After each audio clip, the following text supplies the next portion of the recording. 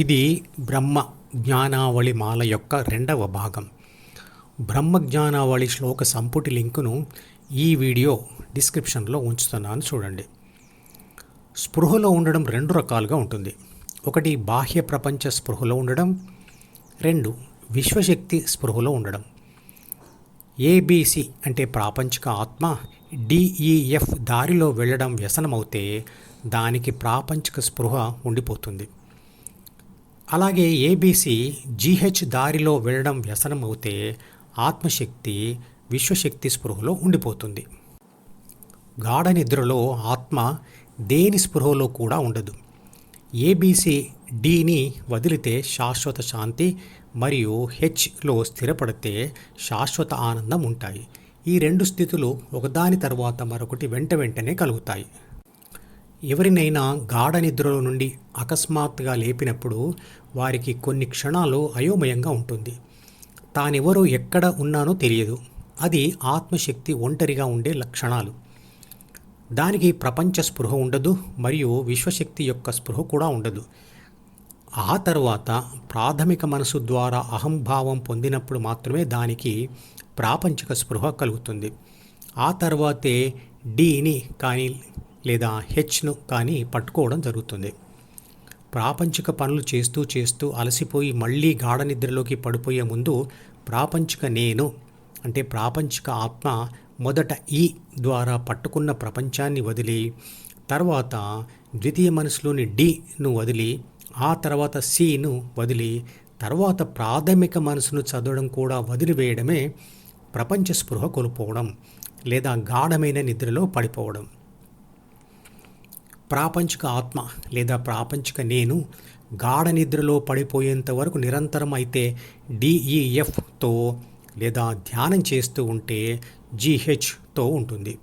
ధ్యానం పూర్తి అయ్యే సమయంలో అది విశ్వశక్తి యొక్క స్పృహ లేదా ఆత్మానుభవ స్పృహలో ఉంటుంది. ఆ స్థితిలో అలాంటి వారు కావాలి అనుకుంటే మనతో మాట్లాడుతూ ఉండవచ్చు, లేదా గతం భవిష్యత్తుల గురించి ఆలోచించక 5 జ్ఞానేంద్రియాలతో బాహ్య ప్రపంచపు సమాచారాన్ని ఎటువంటి ఉద్వేగం లేకుండా సమర్థవంతంగా గ్రహించవచ్చు. ఏమీ వద్దు అనుకుంటే తనను తాను అనుభవిస్తూ ఆ స్పృహలో ఉండిపోవచ్చు. ఎవరైతే తీవ్రమైన అనుభవంతో లేదా తీవ్రమైన ఆలోచనతో ఉంటారో ఆ సమయంలో వారికి ఏదైనా చెప్పినా, చూపించినా, రుచి, వాసన, స్పర్శలు కలిగించినా వారికి స్పష్టంగా వినబడదు, కనబడదు, రుచి, వాసన, స్పర్శ తెలియదు. అంటే అలాంటి వారు 5 జ్ఞానేంద్రియాల ద్వారా వచ్చే సమాచారంను గుర్తించరు. అదే ఆత్మానుభవంలో ఉన్నవారికి కూడా వర్తిస్తుంది. ప్రాపంచిక నేను లేదా ప్రాపంచిక ఆత్మ డిని విడిచిపెడితే శాశ్వత శాంతి మరియు ఆనందం ఎలా వస్తాయి? ఏబిసి డిని పట్టుకొని ఉంటే కొన్నిసార్లు సుఖం, కొన్నిసార్లు దుఃఖం వస్తున్నాయి కదా. అవి రెండూ కూడా ప్రాపంచిక ఆత్మకు ఉత్తేజకరమైన స్థితులే. భయం కలిగిస్తున్న పుస్తకమును చదవడం ఆపేస్తే భయం ఎలా పోతుందో, అలాగే సుఖ దుఃఖాలకు కారణమైన డిని వదిలివేస్తే సుఖ దుఃఖాలు లేని శాశ్వత శాంతి ఉంటుంది. ఆ తర్వాత ప్రాపంచిక నేను లేదా ప్రాపంచిక ఆత్మ హెచ్ను పట్టుకుంటే శాశ్వత ఆనందాన్ని ఇచ్చే ఆత్మానుభవంలో ఉండిపోతుంది. 3వ శ్లోకంలో అతను నేను శుద్ధమైన వాడిని అంటాడు. కానీ ఈ మాట నిజమయ్యేది ఏబిసి డి అనే మురికి నుండి విడిపడినప్పుడే. ఏబిసి డికి అతుక్కొని ఉంటే అది ప్రకృతి మాయలో ఉంది అని అంటారు. ద్వితీయ మనసే మాయ. ఎందుకు అంటే అది ప్రపంచ అనుభవాలతో జన్మిస్తుంది మరియు ఆత్మానుభవంతో నశిస్తుంది. ద్వితీయ మనసులోని ప్రపంచ సమాచారం మరియు కోరికలు కాగితంలోని రాతల లాంటివి.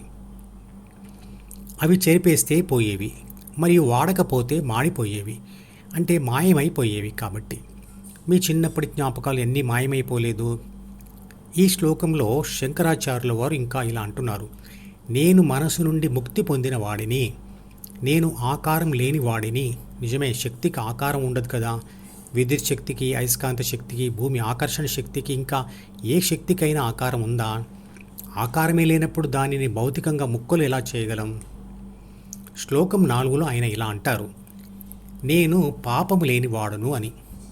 డిలోనే పుణ్యపు లేదా పాపపు ఆలోచనలు ఉంటాయి కదా. దానిని వదిలివేసిన ఆత్మకు ఆ ఆలోచనలు ఉండవు కదా. శ్లోకం 5 నుండి వచ్చే వీడియోలో వివరిస్తాను.